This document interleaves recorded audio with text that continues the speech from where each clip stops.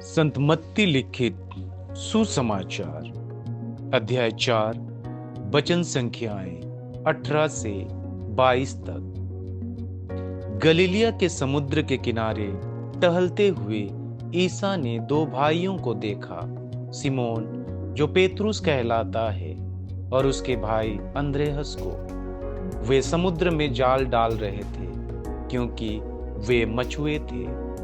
ईसा ने उनसे कहा, मेरे पीछे चले आओ, मैं तुम्हें मनुष्यों के मछुआरे बनवाऊंगा। वे तुरंत अपने जाल छोड़कर उनके पीछे हो लिए। वहां से आगे बढ़ने पर ईसा ने और दो भाइयों को देखा, जेवेदी के पुत्र याकूब और उसके भाई योहन को। वे अपने पिता जेवेदी के साथ नाव में अपने जाल मरम्मत कर रहे थे। ईसा ने उन्हें बुलाया। वे तुरंत नाव और अपने पिता को छोड़कर उनके पीछे हो लिए। यह है प्रभु यीशु ख्रिस्त का पवित्र सुसमाचार। हे ख्रिस्त, तेरी स्तुति हो। ख्रिस्त में मेरे माता पिताओं, भाई और बहनों और प्यारे बच्चों, आज संत मत्ती लिखित सुसमाचार का अध्याय 4 वचन संख्याएं 18 से 22 में यीशु द्वारा अपने पहले शिष्यों को बुलाने का वर्णन है। वचन संख्या 18। फिर गलीली की झील के किनारे चलते हुए यीशु ने दो भाइयों, सिमोन जिसे पतरस कहते हैं और उसके भाई अंद्रेयस को देखा। वे झील में जाल डाल रहे थे क्योंकि वे मछुआरे थे। यीशु ने उनसे कहा, मेरे पीछे आओ, मैं तुम्हें मनुष्यों को पकड़ने वाला मछुआरा बनाऊंगा। वे तुरंत जाल छोड़कर उनके पीछे हो लिए। वहां से आगे बढ़कर उसने जेवेदी के पुत्र याकूब और उसके भाई योहन को देखा।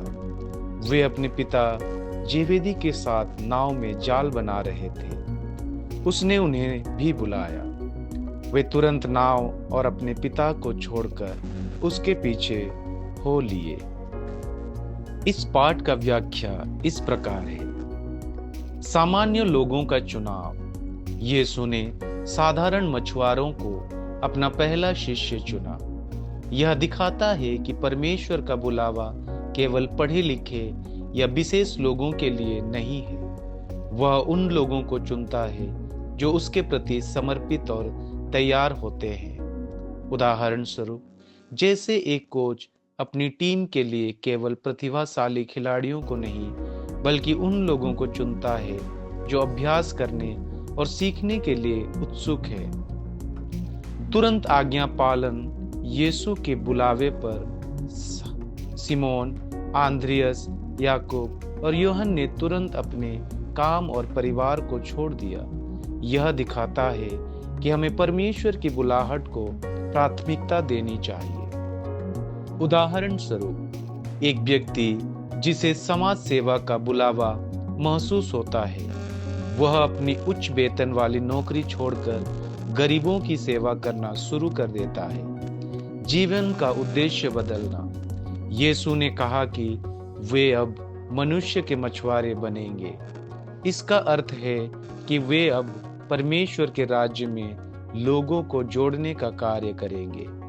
उदाहरण स्वरूप, जैसे एक कलाकार अपनी कला का उपयोग सिर्फ शोहरत के लिए नहीं, बल्कि दूसरों को प्रेरित करने और खुशियां बांटने के लिए करता है।